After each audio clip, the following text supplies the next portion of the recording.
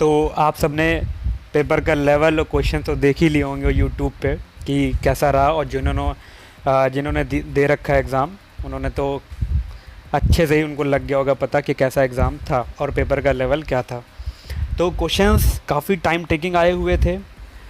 जो जैसा उम्मीद था कि पेपर का लेवल जैसा रहेगा, जैसे कि कुछ टीचर्स बता रहे थे कि लेवल थोड़ा प्री की जैसा ही रहेगा, लेकिन ऐसा कुछ नहीं था। लेवल अच्छा खासा आया था। क्वेश्चंस टाइम टेकिंग थे, प्लस क्वेश्चन कैलकुलेटिव थे, और सबसे ज़्यादा रीजनिंग और मैथ यही सबसे रुलाया है लोगों को। तो लगभग अब इससे क्या होगा, एवरेज बच्चों का क्या हो गया, अटेम्प्ट कम हो गया। कि जितना लोग सोच रहे थे कि मॉक टेस्ट में हमसे इतना हो जाता, तो वहाँ तक नहीं पहुँच पाए, कम ही रह गया क्योंकि थोड़ा टाइम की वजह से, क्योंकि टाइम टेकिंग काफ़ी क्वेश्चंस आए हुए थे। तो बस ये फ़ायदा उसको मिला है जिसने मॉक प्रैक्टिस की हुई है और जिसने मॉक अच्छे से लगाए हैं, और वहाँ पे उसने स्पीड मेंटेन कर रखी है। अगर वहाँ पे स्पीड अपनी बना ले गया तो उसने अटैम्प्ट लगभग, लेकिन उसका भी मैं बता दूँ, उसका भी अटैम्प्ट 100 तक वो टच कर पाया होगा, इससे ऊपर नहीं, क्योंकि लेवल भी क्वेश्चंस का अच्छा था।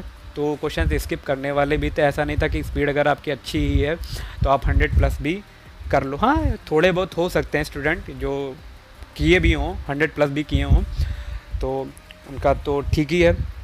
और बाकी अब यहाँ पे हर सब्जेक्ट वाइज बात करूँगा कि मैथ्स का और रीजनिंग का, जीके का करंट अफेयर किस ईयर से पूछी गई थी और कैसी पूछी गई, कितने क्वेश्चन पूछे गए थे। तो यहाँ पे, और मैं यहाँ पे आपको अपना अटेम्प्ट बताऊँगा कि मेरा कितना रहा, कि आप जो मॉक टेस्ट में देख रहे थे क्या वैसा ही रहा या उससे थोड़ा डिफरेंट रहा।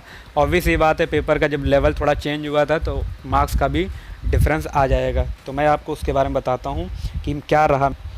तो यहाँ पे आप स्क्रीन पे देख पा रहे होंगे कि मेरा जो अटेम्प्ट था वो 98 था आउट ऑफ 120, और मेरा रॉन्ग अप्रॉक्स जीके का तो मैंने चेक किया है, जीके का मेरे 6 क्वेश्चन रॉन्ग हुए हैं, 6 क्या 7 कह लें।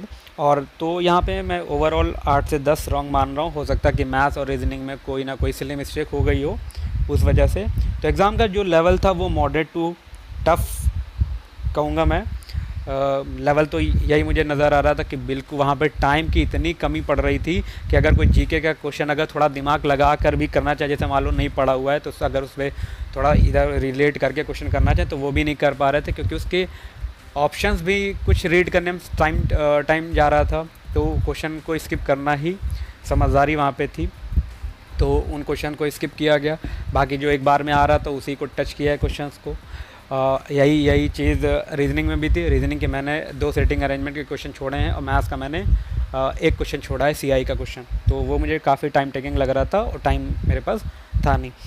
तो मैंने लगभग 80 मिनट में मैंने क्वेश्चन पेपर पूरा देख लिया था, और मेरा लगभग अटैम्प्ट जो हो गया था, अटैम्प्ट हुआ था मेरा लगभग 88। तो 9 क्वेश्चन जो लास्ट के जो 10 मिनट बचे, तो मैं उन 9 क्वेश्चन पे गया जो मुझसे लग रहा था ये हो जाएंगे मैथ और रीजनिंग मिला के, और जिनका आंसर एक बार में नहीं आ रहा था, तो मैंने उनको वहाँ पे स्किप कर दिया था। तो उन क्वेश्चन पे गया, तो मैंने उनको क्वेश्चन को अटैम्प्ट किया। बाद में हालांकि वो क्वेश्चन हो गए, आंसर भी आ गया, तब जाके मेरा जो अटैम्प्ट हो पाया वो 98 अटैम्प्ट हो पाया। तो इससे मैंने 98 अटैम्प्ट कर लिया। लेकिन अगर उन्हीं क्वेश्चन में लटका रहता तो मेरे जो आगे के 2-3 क्वेश्चन जो आसान क्वेश्चन थे, जीके के और मैथ्स के क्वेश्चन और करंट अफेयर, वो मेरे छूट जाते क्वेश्चन, क्योंकि टाइम तो उन्हीं में लग जाता। तो समझदारी मैं इसी में समझा कि इनको क्वेश्चन को स्किप करो, आगे के क्वेश्चन अटैम्प्ट करो, बाद में इनको देखा जाता है। तो इस तरह से मेरा 98 अटैम्प्ट हुआ है।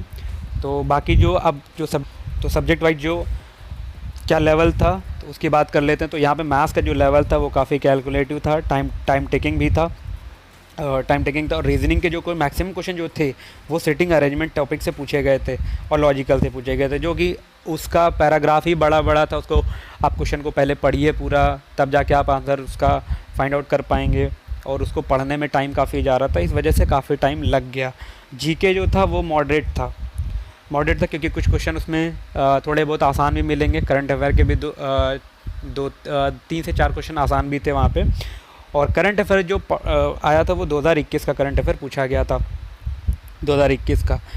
तो अब इस एग्ज़ाम से हम लोगों को क्या सीख मिलती है, जो आगे का लेवल का एग्ज़ाम लेवल 5, 2, 3 जो होना है उसका जो लोग देंगे, तो वो अब करंट अफेयर जो पढ़नी है उनको 2021 की पढ़नी है और प्रैक्टिस करनी है मॉक टेस्ट की, ताकि वो स्पीड मेंटेन कर पाएँ, तभी जाके वहाँ पे फ़ायदा हो पाएगा एग्ज़ाम में, कि जो आप एवरेज वहाँ पे जो अटैम्प्ट रह रहा है हो सकता है उससे आप प्लस भी अटैम्प्ट ले जा पाएँ।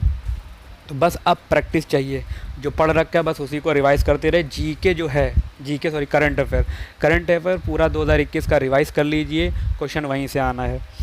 बस मैथ्स रीजनिंग प्रैक्टिस कीजिए बस, और ख़ासकर इस टॉपिक जो सिटिंग अरेंजमेंट है ना और लॉजिकल, इस पे ज़्यादा फोकस करिए। हो सकता है क्योंकि अब क्वेश्चन, क्योंकि मैंने जो देखा था कि फ़र्स्ट शिफ्ट का जो एग्ज़ाम हुआ था, मेरा तो सेकंड शिफ्ट में था 9 मई को, तो फर्स्ट शिफ्ट में भी इसी टॉपिक से क्वेश्चंस आए हुए लोग बता रहे थे कि, और सेटिंग अरेंजमेंट ऐसा क्वेश्चन आ रहा है कि ये नहीं कि एक क्वेश्चन से ही 4 क्वेश्चन या 2 क्वेश्चन पूछे जा रहे हैं, नहीं, हर एक सिटिंग अरेंजमेंट क्वेश्चन अलग अलग आ रहा है, तो अलग अलग क्वेश्चन का अलग अलग आंसर आपको देना पड़ेगा, हर एक सिटिंग अरेंजमेंट को अलग अलग आपको सॉल्व करना पड़ेगा, ताकि उसमें काफ़ी टाइम जाएगा। तो आप उसकी प्रैक्टिस करिए ताकि आप 90+ तो अटैम्प्ट ले पाएँ।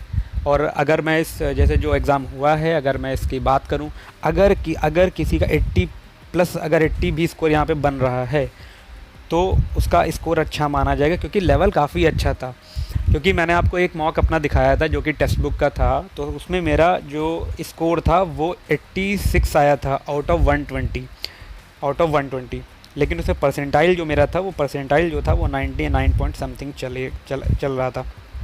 तो कुछ ऐसा ही कंडीशन उस एग्ज़ाम की थी जो 9 मई को हुआ लेवल 6 का।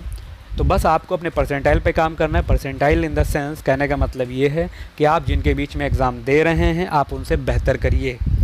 ये तभी हो सकता है जब आप खुद से प्रैक्टिस कर रहे हैं, मॉक टेस्ट लगा रहे हैं, तभी हो सकता है। तो ये मेरा रिव्यू था इस मेरे एग्ज़ाम का कि कैसा गया था। और अगर आप इस चैनल पर नए हैं तो मेरी वीडियो को लाइक कीजिएगा अगर अच्छी लगी हो, और नए हो चैनल पे तो सब्सक्राइब कर लीजिएगा। और अब बाकी बात रिज़ल्ट आने के बाद करेंगे। अभी जो लेवल 5 के होंगे एग्ज़ाम, अदर लेवल के होंगे, उनके बारे में बात करेंगे, कैसा रहा उसका सारा मैं यहाँ पे आपको रिव्यू करूँगा कि मेरे एग्ज़ाम कैसे आखिर जा रहे हैं। बाद में जब रिज़ल्ट आएगा उसके बाद करेंगे। तो मिलते हैं नेक्स्ट वीडियो में। Thank you so much.